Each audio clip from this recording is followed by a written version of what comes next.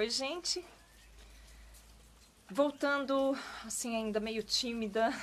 Eu tava num momento de reabastecimento de forças, digamos assim. A gente vai falar um pouco a respeito disso. E eu dedico esse retorno, assim, ainda meio troncho, especialmente para Jaqueline Cunha e para Karen Vegana, que estão hoje provavelmente sem condições de acompanhar essa nossa conversa, porque elas estão numa turbulência de mudança, ambas. Mas eu quero dedicá-la a elas especialmente porque, engraçado que assim, eu acabei retornando ainda fora da época, né? Porque eu acho que eu precisava dar um tempo mais, mas motivada especialmente por pedidos das pessoas que, de alguma maneira, se identificam com a nossa proposta de se abastecer mutuamente dentro dessa causa que a gente está lutando aí com bastante obstáculo, né? De verdade, eu não imaginava que a gente fosse enfrentar obstáculos desse tipo. Eu sabia que a gente ia enfrentar obstáculo evidente, porque todo caminho pressupõe isso, mas eu não imaginava que ia ser desse tipo. E balança bastante as forças da gente. Então, dessa vez, eu fiz uma retirada de cenário, diferente da vez passada, né? Que da outra vez eu saí me sentindo muito abatida, estava muito chateada, contrariada e num nível de desânimo muito difícil. E aí acabei saindo porque eu queria ter ficado, eu queria ter ido embora. Achei que era um trabalho que não ia para lugar algum. Mas daí, quando eu retornei, porque foi uma movimentação bem legal, assim, das pessoas que falaram, não, o teu compromisso já foi selado, ninguém mandou, pode voltar. E dessa vez não, dessa vez foi outra coisa. Eu entendi que com um cenário tão turbulento que a gente tem vivido, social mesmo, né, que é num âmbito completamente generalizado, né, a gente está vivendo uma turbulência generalizada, não é num grupo, não é num tipo de luta, numa causa, é na sociedade como um todo, né, na organização social, por conta dos valores que a gente não soube fazer uma seleção adequada ou dar uma utilidade permanente, enfim, é uma questão bem ampla. Daí o que aconteceu foi que houve, para minha percepção, uma metástase social dentro essa perdição de valores que aconteceu. E aí fica difícil qualquer causa, qualquer movimentação. Não é a causa vegana, não é a causa abolicionista em prol dos animais, ou feminista, ou negra, não é. Na verdade, é uma dificuldade de comunicação,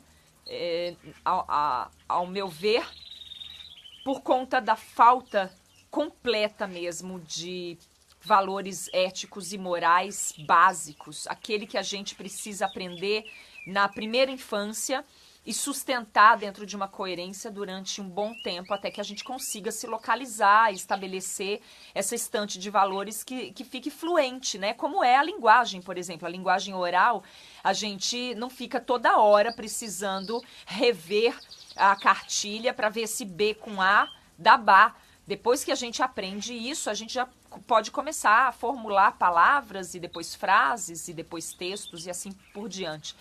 E os nossos valores éticos e morais, eles não foram bem substituídos, né? Ou eles não sofreram uma evolução capaz de nos subsidiar na hora de um conflito de valores, um conflito ético, ou a nossa tão sonhada evolução que não acontece.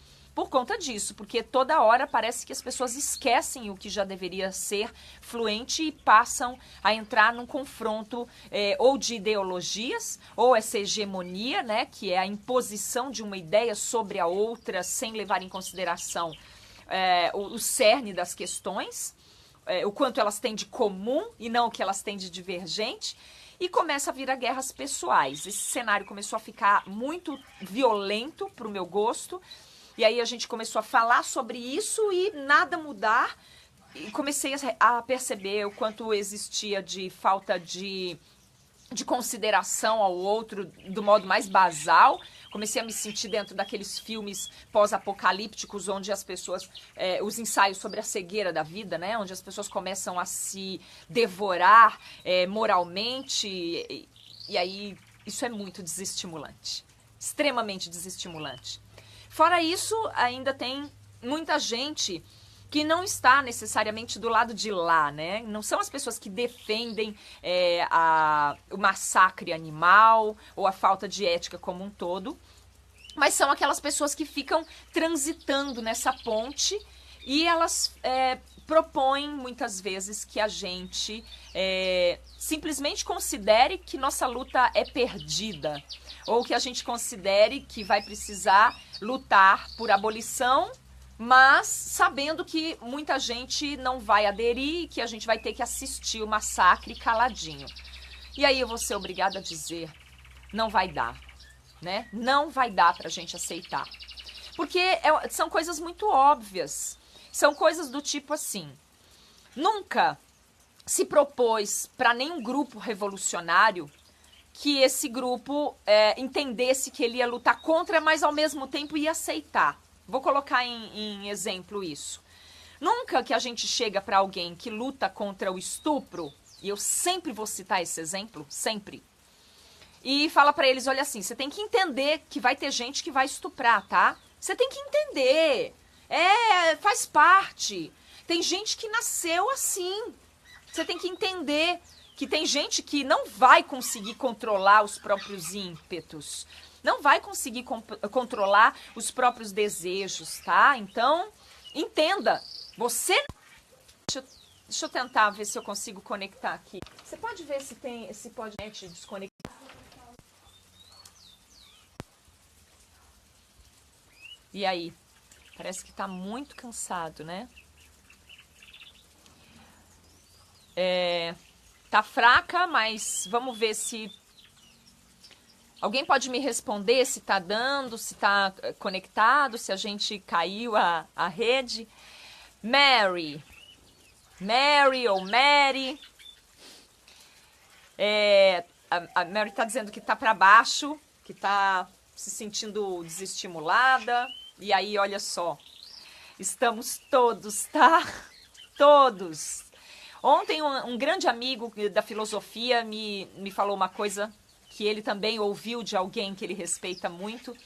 Ele disse assim, entendamos, nós fomos todos derrotados numa batalha. Nós que nos propomos a uma percepção maior, a uma sensibilidade, né? A uma consideração pelo todo, pelo outro, pela generosidade, pela ética, pelos valores. Nós fomos derrotados numa batalha aí, que houve de uns tempos para cá, alguns anos para cá. Nós fomos derrotados, então a gente está abatido, a gente está cansado mesmo, mas assim, a gente perdeu uma batalha. A guerra não. E a guerra precisa seguir, porque eu coloquei hoje assim, navegar é preciso, viver não é preciso. Essa frase do querido Fernando Pessoa, e assim, que tem alguns trocadilhos pelo meio, né? Viver não é preciso no sentido de precisão, né? Dessa precisão cirúrgica. Às vezes não é mesmo, não é preciso. A gente não sabe. É tudo muito solto, tem muitas variantes. E a gente tem que sobreviver a essas intempéries, essas flutuações, para a gente seguir a nossa luta. Porque tem duas questões muito pungentes nessa história. Uma é que nós não lutamos por nós pessoalmente. Então, cada vez que a gente sofreu um ataque à nossa reputação, que nos abate, né? Porque nós somos também ego, embora não devamos alimentá-lo, né, como um demônio, mas a gente precisa considerar que nós temos uma identidade, nós temos uma personalidade, nós temos características, nós temos talentos, nós temos fragilidades que fazem parte de um conjunto que também é ego. Né? Mas quando a gente luta numa luta que não é pessoal, não é para impor ou nos colocar como superiores a nada, ou afirmar nossa personalidade em nada, então ok, quando alguém xinga a gente de feio, de chato, de bobo, de tonto, de louco, isso tem que nos abater numa medida muito ínfima, porque a guerra em si precisa ser vencida. Se nós estivéssemos lutando, por exemplo, para libertar crianças escravas, né, se estivéssemos nessa frente, militando nessa questão, nós não íamos nos abater porque alguém chama a gente de bobo, de tonto, de louco, idiota, idealista. A gente não vai parar. A gente fala, tá bom, tchau, e vai seguir. Então, por que a gente vai parar? Porque a gente está lutando pelo direito dos seres inocentes como os animais. Não, vamos parar também. A gente precisa persistir. Então, o que nos dá força é isso. É a gente saber que a gente está lutando pelo outro. E pronto. E aí a gente volta. E eu acho que a gente precisa entender que será assim por muito tempo.